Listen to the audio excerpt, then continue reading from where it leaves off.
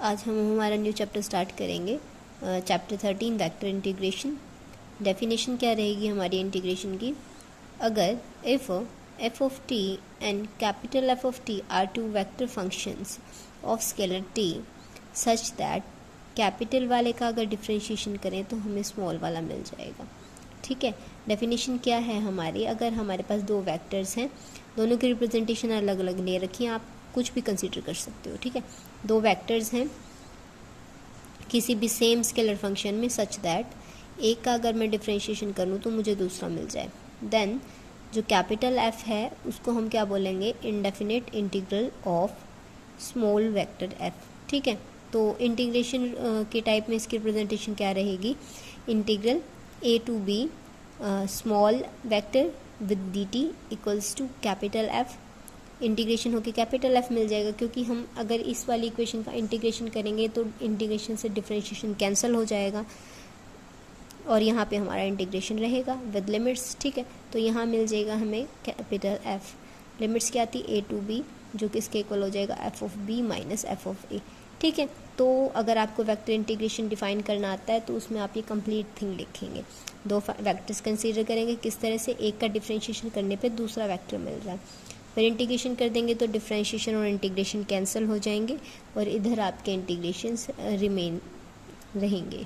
ठीक है, नेक्स्ट है सम रिजल्ट्स ऑन इंटीग्रेशन। अब इंटीग्रेशन के ऊपर थोड़े से रिजल्ट हैं, जैसे हमने डिफरेंशिएशन वाले चैप्टर में किए थे, सिमिलरली उसी तरह से यहाँ क्या है? इंटीग्रेशन हो रहा है D F over D T G plus में एफ इंटू में D G over D T with d T. इसका इंटीग्रेशन हमारा किसके इक्वल हो जाएगा? F dot G. ठीक है, ध्यान रखेंगे अगर आपको इस तरह से कोई भी कंडीशन दिखाई देती है, अगर आपको टाइम सेव करना है आपका, तो आप इन इंटीग्रेशन रिजल्ट्स को याद रखेंगे। ठीक है, तो इसको एक्सपेंड करने इंटीग्रेट करने पे हमें क्या मिल जाएगा? F dot G. इसके लिए 2f इंटू में D F over D T, साथ में डी टी के विद रिस्पेक्ट में क्या मिल जाएगा? एफ वेक्टर का स्क्वायर प्लस में कांस्टेंट हमेशा रहेगा, क्योंकि इंटीग्रेशन करने पे हमेशा किसी भी वेरिएबल हो, कुछ भी हो आपका, उसके साथ हमें एक कांस्टेंट क्वांटिटी मिलती ही है। नेक्स्ट क्या है? 2 इंटू में D F over D T, साथ में है D F over D T का सेकेंड डिफ्रेंशिएशन फैक्टर। ठीक है, यहाँ पे भी आपका 2 आएगा, सेकेंड डिफरेंशियल फैक्टर है, साथ में डी टी, तो यहाँ क्या हो जाएगा? D F over D T का स्क्वायर प्लस में सी। ठीक है, सिमिलरली नेक्स्ट रिजल्ट है, यहाँ क्रॉस प्रोडक्ट का है आपका, जैसे ऊपर डॉट प्रोडक्ट थी वहाँ यहाँ है आपकी क्रॉस प्रोडक्ट, तो रिजल्ट आपका एफ क्रॉस जी हो जाएगा। बस इतना ही चेंज आएगा यहाँ रिजल्ट में। नेक्स्ट है A cross D F over D T, साथ में D T with respect to D T था, इंटीग्रेट करेंगे हमें क्या मिल जाएगा? ए क्रॉस में एफ। ठीक है, तो ए तो क्वांटिटी थी आपकी कांस्टेंट क्वांटिटी, वो एज इट इज़ रही। इंटीग्रेशन इसका हो गया, डिफरेंशियल था, डिफरेंशिएशन से इंटीग्रेशन कैंसिल होके यहाँ पे डायरेक्ट हमें क्या मिल गया? एफ वेक्टर प्लस में सी। अब हम क्या करेंगे? हमारे पास कुछ एग्जांपल्स हैं, उनको सॉल्व करेंगे। जैसे कि फर्स्ट एग्जांपल है हमारा इवेल्युएट। इंटीग्रेशन की लिमिट दे रखी है आपको 3 से 4 vector r dot d r over D T with respect to t factor. ठीक है, जहाँ पे आर ऑफ 3 की वैल्यू हमें ये गिवन है 3i cap plus 2j cap plus k cap, और आर 4 की गिवन है 2i cap minus 5j cap plus k cap, ताकि जब हमें इसको इंटीग्रेट करने पे हमारे लिमिट्स सब्स्टिट्यूट करें, वहाँ पे ये वैल्यूज़ डायरेक्ट सब्स्टिट्यूट हो जाए। ठीक है, अब क्या करना है? हमारे पास एक फॉर्मूला होता है, क्या था? डी ओवर डी टी, अगर मैं डबल आर यानी आर के स्क्वायर का क्या करूं? डेरिवेटिव करूं। ठीक है, तो इसको मैं क्या लिख सकती हूँ? आर डॉट आर, इसका डेरिवेटिव किसके इक्वल हो जाएगा? देखो, इसका आर डॉट आर का डेरिवेटिव हमारा किसके इक्वल होगा? एक बार तो first function as it is, second का डेरिवेटिव, और फिर फर्स्ट का derivative, second as it is. ठीक है, इन दोनों को हम कंबाइन कर सकते हैं क्योंकि सेम क्वांटिटीज़ है, और डॉट प्रोडक्ट में आपका जो क्या नाम, आप ऑर्डर आपका मैटर नहीं करता, इस वजह से दोनों ऐड हो जाएंगी। क्या आ जाएगा? 2 इंटू में आर डॉट में D r over D t. ठीक है, अब इसकी जगह पे इस 2 को भी हम यहाँ क्या कर देंगे? डिवाइड में ले जाएंगे, इसकी जगह पे इस वाली वैल्यू को हम यहाँ सब्स्टिट्यूट कर देंगे। ठीक है, तो हमारा इंटीग्रेशन 3 से 4 r dot d r over D T with respect to D t equal हो जाएगा हाफ ऑफ इंटीग्रेशन लिमिट 3 से 4 d over D t r dot r d t. ठीक है, अब क्या करना है, इंटीग्रेशन करना है, यहाँ से इसकी वैल्यू फाइंड आउट करनी है। यहाँ था डिफरेंशिएशन, ये था इंटीग्रेशन, दोनों एक दूसरे से क्या हो गए, कैंसिल, लिमिट डायरेक्ट अप्लाई हो जाएंगी। अब क्या करेंगे, आर डॉट आर था, पहले अपर लिमिट पुट की जाती है, तो क्या हो जाएगा r of 4 dot r of 4, और आर ऑफ 4 की वैल्यू हमें यहाँ पे गिवन थी 2i cap minus 5j cap plus में k कैप। ठीक है, यहाँ पे पहले 3 और दोनों वैल्यू अलग निकाल रखे, 3 की थी, दोनों को सब्स्टिट्यूट किया, और जब डॉट प्रोडक्ट हो रही होती है i की i के साथ, j की j के साथ, k की k के साथ, यहाँ हो जाएगा 3 3 सा 9, 2 2 सा 4, 1 into 1 1, 9 plus 4 plus 1 equals to हो जाएगा 14। सिमिलरली आर ऑफ 4 के लिए सॉल्व कर लेंगे दोनों की डॉट प्रोडक्ट, 2 2 सा 4, 5 5 सा 25, नेगेटिव नेगेटिव पॉजिटिव हो गया, 1 into 1 1, 25 plus 4 plus 1 is equals to हो गया 30। अब अपर लिमिट माइनस में लोअर लिमिट्स दोनों को सब्स्टिट्यूट कर दिया, इनको सॉल्व करने के बाद आ गया 16, 16 डिवाइडेड बाई 2 इक्वल्स टू 8। ठीक है, यही हमें यहाँ पे क्या करना था, सॉल्व करके दिखाना था।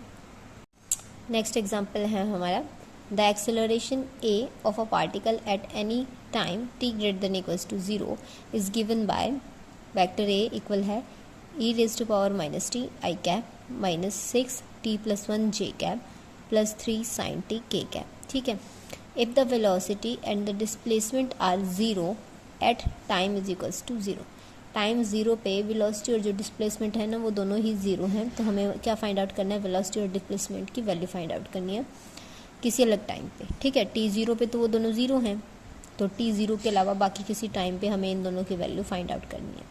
ठीक है, अब एक्सेलरेशन क्या होता है, change in velocity, change in velocity को हम किससे रिप्रेजेंट करते हैं, dv ओवर dt, तो dv और dt हमारा किसके इक्वल हो जाएगा, ये सेम वैल्यू रहेगी यहाँ, e raise to power minus t i cap minus 6 into t plus 1 j cap plus 3 sine T के कैप। ठीक है, अब क्या वेलोसिटी की वैल्यू निकालनी है, तो क्या कर देते हैं, दोनों साइड इंटीग्रेशन कर देते हैं। यहाँ डिफरेंशिएशन का इंटीग्रेशन क्या हो जाएगा, कैंसिल हो जाएंगी, वेक्टर भी बच जाएगा। यहाँ इस कंप्लीट वैल्यू का क्या होगा, इंटीग्रेशन होगा। ठीक है, अब फर्स्ट वैल्यू e की पावर माइनस टी का इंटीग्रेशन होगा, आई कैप बाहर डी टी, माइनस में जे कैप बाहर, इनका इंटीग्रेशन होगा। ठीक है, 6 भी हम बाहर भी लिख सकते हैं क्योंकि 6 भी यहाँ पे क्या है, कांस्टेंट फैक्टर है, अंदर t प्लस 1 इसका इंटीग्रेशन होगा, k को बाहर निकाल लिया, 3 भी आपका बाहर आ जाएगा, सिर्फ यहाँ पे किसका इंटीग्रेशन होगा, साइन t का dt, और कांस्टेंट पहले यहाँ पे इन्होंने क्या कर दिया है, सब्स्टिट्यूट कर दिया, क्योंकि हम इंटीग्रेशन करते हैं तो हमें एक कांस्टेंट वैल्यू मिलती ही मिलती है। तो वेक्टर v हमारा किसके इक्वल हो गया, इसको इंटीग्रेट करने पे क्या आ जाएगा, एज इट इज़ ये फंक्शन, बट एक नेगेटिव साइन आएगा इसके आगे, तो माइनस e की पावर में minus t i cap minus 6, अब t का इंटीग्रेशन टी स्क्वायर बाई 2 और 1 का इंटीग्रेशन t, साथ में था j कैप माइनस में 3, ये माइनस कहाँ से आया, 3 का जब साइन का जब इंटीग्रेशन हुआ तो क्या आ गया, माइनस कॉस टी, तो माइनस 3 कॉस टी के कैप प्लस सी। अब हमें पता है ऊपर क्वेश्चन में गिवन है जो वेलोसिटी है ना वो t इज इक्वल्स टू 0 पे 0 है, तो यहाँ पे वैल्यू सब्स्टिट्यूट की, t 0 पे v 0, तो ये कंप्लीट जो वैल्यू है इसको ये किसके इक्वल हो जाएगी, यहाँ से 0 के इक्वल। ठीक है, पुट कर दिया, t 0 पुट करेंगे इसमें, e की पावर में 0 है तो वो वैल्यू क्या हो जाती है आपकी 1।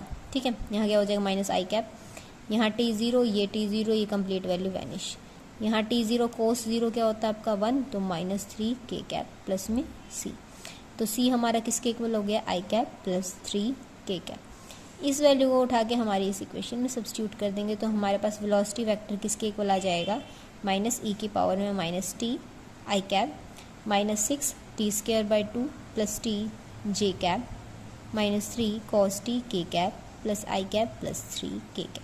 तो ये किसकी वैल्यू हो गई है, वेलोसिटी, हमें वेलोसिटी फाइंड आउट करनी थी। अब हमें क्या फाइंड आउट करना है, हमारी डिस्प्लेसमेंट वेलोसिटी हमने फाइंड आउट कर दी। वेलोसिटी को दूसरा नाम एक तरह से हम किस तरह से बोलते हैं, चेंज इन डिस्प्लेसमेंट, यानी v हमारा किसके इक्वल हो जाएगा, यहाँ से D r over D T. फिर वही है जो जैसे हमने एक्सेलरेशन के लिए इसको कन्वर्ट किया था, अब जो डिस्प्लेसमेंट वेक्टर है उसके लिए हम क्या कर देंगे, इसको यहाँ से इंटीग्रेट कर देंगे, ये इंटीग्रेशन होगा, इसका इंटीग्रेशन होगा। अब यहाँ पे आई कैप के 2 फैक्टर्स आ गए थे और सिमिलरली के कैप के भी 2 फैक्टर्स आ गए थे, उनको कंबाइन करके यहाँ बन गया 1 माइनस में ई की पावर में minus t i cap minus 6 T square by 2 plus T J cap plus 3 minus में 3 कॉस टी के कैप। ठीक है, अब इसका क्या करेंगे, हम इंटीग्रेशन करेंगे to get our displacement vector.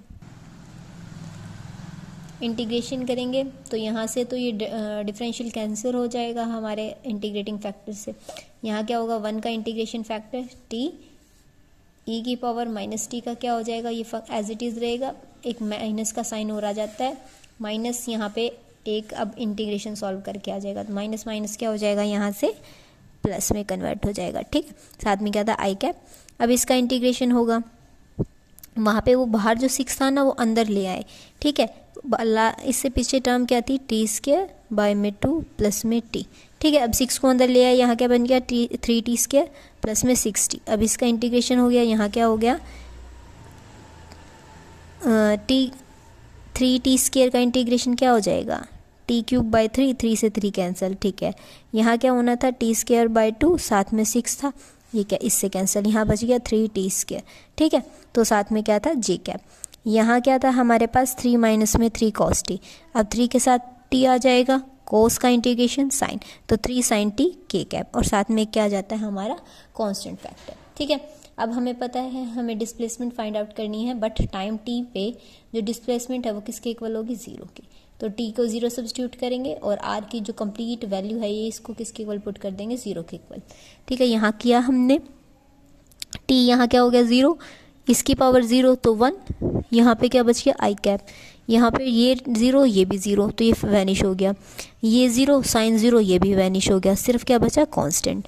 तो आई कैप प्लस में C1 की वैल्यू क्या आ गई है माइनस आई कैप, इसको उठा के यहाँ सब्स्टिट्यूट कर देंगे और जो आई कैप वाले हैं उन सबको क्या कर देंगे, कंबाइन कर देंगे, तो हमारे पास डिस्प्लेसमेंट फैक्टर आ जाएगा टी प्लस में E raise to power minus T minus 1 I cap minus J T cube plus 3 T square J cap plus 3 T minus 3 sine T के कैप। ठीक है, तो ये था हमारा डिस्प्लेसमेंट फैक्टर। इससे अलग एक और एग्जांपल है, उसको आप ट्राई करके देखेंगे, अगर फिर भी किसी को उसमें डाउट हो तो उसको आप कमेंट बॉक्स में कमेंट डाल सकते हैं। ठीक है, देन मैं उसके लिए भी वीडियो अपलोड कर दूंगी। बाकी सेम रहेगा, वहाँ पे भी आपको वहाँ जस्ट आपको वेलोसिटी जो है ना वेलोसिटी फाइंड आउट करनी है। यहाँ हमने एक्सेलरेशन से वेलोसिटी फाइंड आउट की और फिर वेलोसिटी से डिस्प्लेसमेंट, वहाँ जस्ट आपको क्या करना है, वेलोसिटी को ही फाइंड आउट करना है। क्लियर है? अगर फिर भी कोई डाउट रहता है तो आप कमेंट कर सकते हैं।